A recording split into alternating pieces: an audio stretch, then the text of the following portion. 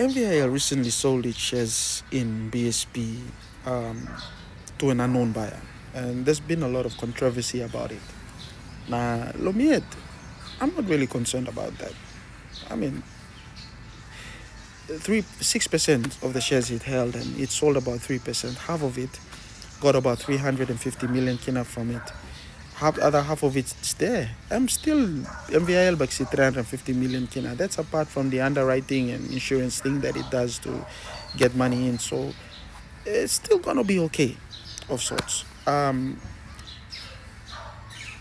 The buyer that purchased it actually paid a premium price for it, a bit above market value. So this argument that it was rushed and sold at a cheap price it's not really that true. People have a valid concern. That's all is because the buyer is not listed, the name of the buyer, who owns the share. So we still don't know who the buyer is.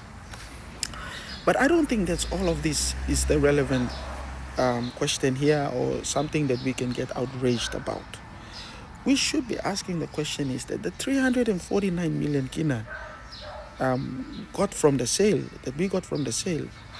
how is it going to be used? How is it going to be applied? Because Kumul Consolidated Holdings Limited is the company that owns all the SOEs, majority state-owned enterprise, and the 350 million kina is going to be paid to KCHL. The problem is KCHL operates as if it's a private company because of its enabling legislation. Its legislation that created KCHL states that KCHL is not a part of the state. Its assets are not part of the state's assets. So effectively, it draws the line. It makes itself separate from the state. So any state oversight mechanisms do not apply to KCHL. Secondly, the Procurement Act and the Public Finance Management are subject to the KCH Act, meaning that if there's any conflict, they're not really bound by procurement policy laws and public tender or Public Finance Management Act laws and public scrutiny and that kind of thing. One thing though, and thirdly, and most importantly, the whole KCHL is structured to give the NEC and the minister immense power and control over KCHL.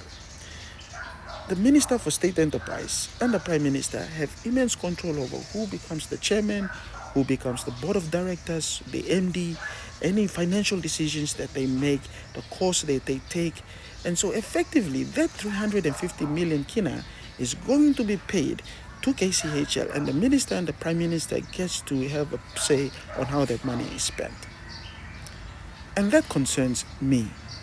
And that should concern every Papua New Guinean. Why can't it be paid into the Consolidated Revenue Fund?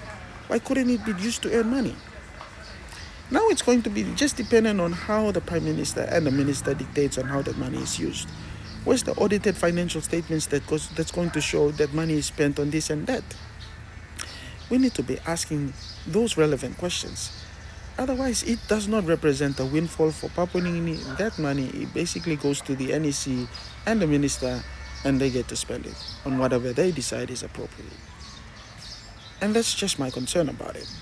Otherwise, happy 50th Papua New Guinea.